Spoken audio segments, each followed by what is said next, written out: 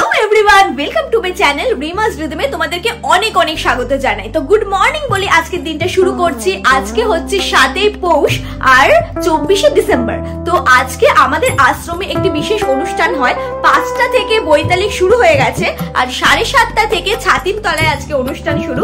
তো আজকের অনুষ্ঠানটা কি জন্য প্রতি বছর পালিত হয়, দীর্ঘ বছর ধরে এটা পালিত হয়ে আসছে, রবীন্দ্রনাথের পিতার আমল থেকে পালিত হয়ে আসছে। তো কি কারণে এই উৎসব হয় আর আমাদের এখানে পৌষ উৎসব শুরু হয়ে গেছে, তো সবকিছু তোমাদের সাথে শেয়ার করব। আজকের দিনটা খুব খুব খুব এক্সাইটিং হতে চলেছে। তো তোমরা দেখতে থাকো আর পুরো ভিডিওটা, আর আশা করছি তোমরা খুব এনজয় করবে। তো চলো আজকের ভিডিওটা এখান থেকে শুরু করলাম। তো অলমোস্ট আমি রেডি, এবারে আমি বেরিয়ে পড়বো। তো এখনো পর্যন্ত একটাই সমস্যা হয়েছে, সেটা হচ্ছে টোটোকে 4-5 বার ফোন করে ফেলেছি। টোটো বোধহয় এখনো ঘুম থেকেই ওঠেনি, বোধহয় হেঁটে যেতে হবে অনেকটা। তো দেখা যাক, টোটোকে আর 2বার ফোন করবো, যদি আসে তো আসে, না হলে বেরিয়ে পড়বো, কারণ আমাদের মোটামুটি 6টার কাছে বাঁচতে যায়। তো তাতে আমরা রেডি হয়ে গেছে, এই দেখো কত সিম্পল সেজে দিচ্ছি। তো চলো এবারে বেরোবো, তারপরে তোমাদেরকে ওখানে গিয়ে সমস্ত কিছু বলছি, রাস্তায় যেতে যেতে কি হচ্ছে সব বলছি। চলো দেখতে থাকো। তো এখন অলমোস্ট সকাল হয়েই গেছে। তো আমি বেরিয়ে পড়েছি সকাল সকাল একদম। আর ওয়েদার এই দেখো কি সুন্দর চারিদিকটা লাগছে। তো তাড়াতাড়ি করে যাচ্ছি, টোটো অ্যাজ ইউজুয়াল আসেনি। অনেকক্ষণ ধরে অপেক্ষা করার পর ফোন করে আর বেশিক্ষণ ওয়েট করা যাবে না। তো তাড়াতাড়ি বেরিয়ে পড়েছি। আর এই যে আমরা এখন রেডি হয়ে ভোরবেলাতে তাড়াতাড়ি করে চলে যাচ্ছি। এইখানে তোমরা দেখতে পাবে কুয়াশাটার কি অবস্থা। এই দেখো চারিদিকে কুয়াশা, এরকম কুয়াশা হয়ে গেছে যে ধোঁয়ার মতো লাগছে, মনে হচ্ছে কেউ ধোঁয়া দিয়েছে, কিন্তু এরকম কুয়াশা হয়েছে চারিদিকে। আকাশে সবে সূর্য উঠছে আর কি সুন্দর লাগছে আকাশটা, আর চারিদিকে ওয়েদারটাও দেখো কি দারুণ। প্রতি বছর এই দিনটাতে যেন চারিদিকে উৎসব মুখর একটা পরিবেশ তৈরি হয়ে যায়। মহর্ষি দেবেন্দ্রনাথ ঠাকুর তার 20 জন সহ ব্রতী সহ 1250 বঙ্গাব্দের 7 পৌষ মানে ইংরেজির 1843 সালের 21 ডিসেম্বর বৃহস্পতিবার বেলা 3টের সময় রামচন্দ্র বিদ্যাবাগীশ মহাশয়ের কাছ থেকে ব্রহ্মের নামে অঙ্গীকার করে দীক্ষা গ্রহণ করেছিলেন এখানে। কার্যত এই দিনটিকেই বলা যেতে পারে ব্রাহ্ম ধর্মের সূচনা দিবস। ব্রাহ্ম ধর্ম নামটি অবশ্য তখনও হয়নি, বেদান্ত প্রতিপাদিত ধর্ম নামেই এই নতুন ধর্মস্থানটি তখন উল্লেখিত হয়। মহর্ষি তার আত্মজীবনীতে লিখেছেন, তখন ব্রহ্মের সহিত ব্রহ্মের আশ্চর্য এক মিল ছিল, হৃদয়ের মিল। সহোদর ভাইয়ে ভাইয়েও এমন মিল দেখা যায় না।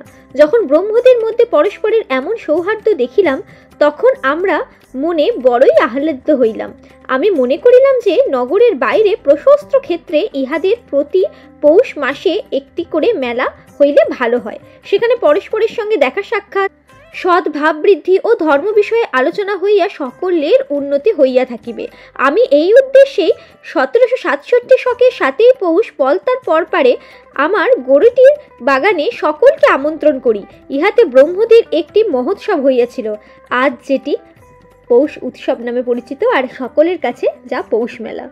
আজকের দিনটা সত্যি বলছি আমাদের আশ্রমে যারা রয়েছে, যারা আশ্রম নিবাসী, তাদের সকলের কাছেই এক আনন্দ এবং মহোৎসবের দিন।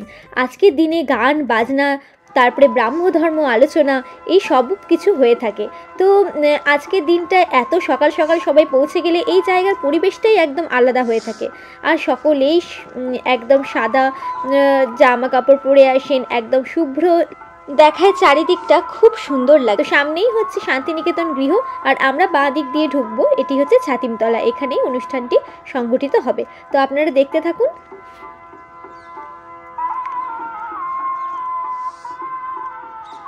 এখানে যে সানাইটি বাজছে সেটি কিন্তু কোনো মাইকে বা কোনো রেকর্ডিংয়ে নয়, এটি অরিজিনালি একদম লাইভ বাজানো হচ্ছে।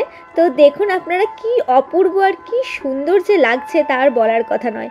তো এখন চারিদিক রেডি হচ্ছে, আর আমরা একটু সামনের দিকটা থেকে ঘুরে আসি, কারণ এই সামনের গেটটা এখনও খোলেনি, কয়েকজন ভিতরে যাবে। তো এই সকল ছেলেমেয়েরা যারা রয়েছে তারা সকলেই ভিতরে ঢুকবে, তো তার জন্য কিছুক্ষণ সময় লাগবে, তাই সবাই বাইরেই পায়চারি করছে আর কি।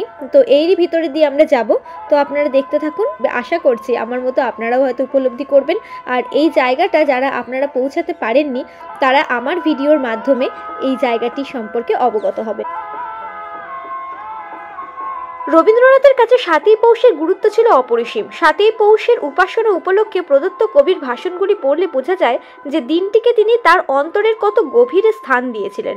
১৩১৬ সালের ভাষণে তিনি বলেছেন, মহর্ষি ৭ই পৌষের দীক্ষার উপর আত্মার দীপ্তি পড়েছিল, তার উপর ভূত ভবিষ্যতের যিনি ঈশান তার আবির্ভাব হয়েছিল। এই জন্য সেই দীক্ষা ভিতরে থেকে তার জীবনকে ধনী গৃহের প্রস্তর কঠিন আচ্ছাদন থেকে সর্বদেশ সর্বকালের দিকে উদ্ঘাটিত করে দিয়েছে এবং সেই ৭ই পৌষ এই শান্তিনিকেতন আশ্রমকে সৃষ্টি করেছে এবং এখনো এতদিন পর্যন্ত প্রতিদিন একে সৃষ্টি করে তুলেছে। আমরা এবার ধীরে ধীরে ভিতরে প্রবেশ করছি এবং সকলেই প্রায় উপস্থিত হয়ে গেছেন। আমরা দেখি সামনেই বসবো। তো প্রতি বছরই এই দিনটিতে মানে আমি অনেক সকাল সকাল পৌঁছে যাই, যতই কষ্ট হোক, কারণ এখানে তো ঠান্ডার আবহাওয়াটা প্রচুর। তো এখানে শীতের সময় বেশ অনেকটাই অন্য জায়গাতে তুলনায় এখানে প্রচুর ঠান্ডা পড়ে। তো এখানে এই ঠান্ডার মধ্যেও সবাই উপস্থিত হয়ে গেছে, এই দেখুন সবাই পৌঁছেও গেছে। এবারে আমরা আস্তে আস্তে সামনের দিকে বসবো এবং অনুষ্ঠান কিছুক্ষণের মধ্যেই শুরু হবে। আর এই অনুষ্ঠানে আমার আগ্রহটা বেশি হওয়ার কারণ কি জানেন? কারণ আমার ভবন থেকেই এই অনুষ্ঠান পুরো অর্গানাইজেশনটা হয়। মানে এখানে সকালের গান, মন্ত্রপাঠ, আমার ভবনের সমস্ত যারা আমার সহপাঠী আছে বা যারা আমার থেকে ছোট বা আমার থেকে বড়, আমার যারা সহকর্মী আছেন, তারা সকলেই কিন্তু একসাথে মিলে এই অনুষ্ঠানটার আয়োজন করেন। ঘড়িতে 7:30 বাজতে আর 1 থেকে 2 মিনিট বাকি। তো মাইক অ্যারেঞ্জমেন্ট হয়ে গেছে, সবাই টেস্ট করে নিয়েছে, সমস্ত কিছু রেডি। আর মাত্র কয়েক মিনিট অপেক্ষা, এরপরেই অনুষ্ঠান শুরু হয়ে যাবে। আর এখানে অনুষ্ঠান একদম ঠিক টাইমে শুরু হয়, যে টাইম উল্লেখিত থাকে ঠিক একদম টাইমে অনুষ্ঠান শুরু হয়, এক চুলো এপাশ ওপাশ হয় না। তো চলুন আমরা অনুষ্ঠানটা দেখতে থাকি।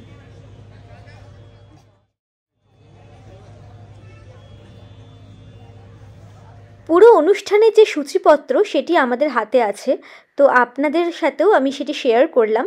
এবারে এইখানে যে সূচিপত্র অনুযায়ী যে গানগুলি বা অনুষ্ঠানগুলি হবে সেইগুলো সম্পূর্ণই এই ভিডিওতে, মানে এই ছোট্ট ভিডিওতে দেখানো সম্ভব নয়, তাই কিছু কিছু করে ক্লিপ আমি আপনাদের সঙ্গে এই ভিডিওতেই শেয়ার করছি। বরণ পর্ব শুরু হয়ে গিয়েছে, এই দেখুন দূরেই দেখতে পাচ্ছেন যে বরণ হয়ে গেল। আমাদের যিনি উপাচার্য ওনাকেই প্রথমেই বরণ করে নেওয়া হয়। এই বরণ পর্বের পরেই আমাদের অনুষ্ঠানের সূচনা।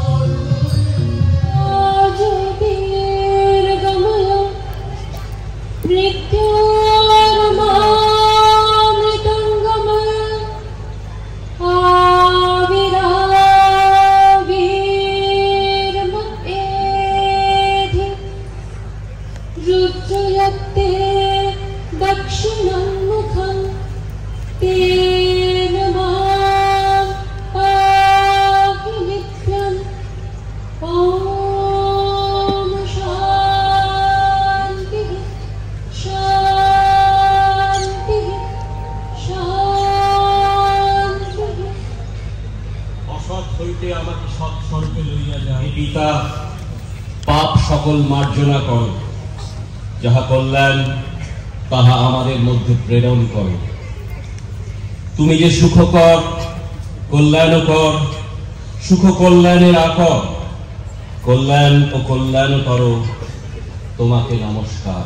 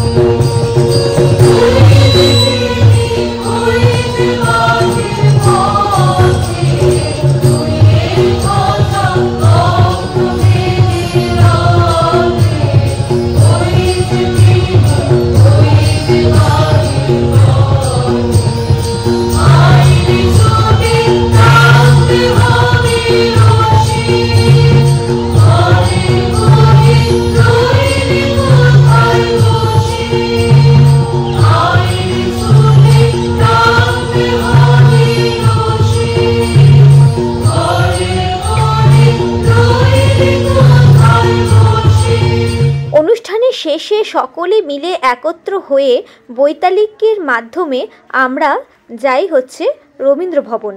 সেখানেই এই পুরো বৈতালিকটি শেষ হয় এবং আমরা সকলে মিলে একটা গান গাইতে গাইতে যাই, আগুনের পরশমণি ছোঁয়াও প্রাণে, এ জীবন পূর্ণ করো, এ জীবন পূর্ণ করো। এই দিনটির একটি অদ্ভুত মাহাত্ম্য আছে জানেন। এই দিনটিতে এই জায়গায় যারা উপস্থিত থাকতে পারেন তারাই একমাত্র এটি উপলব্ধি করতে পারেন।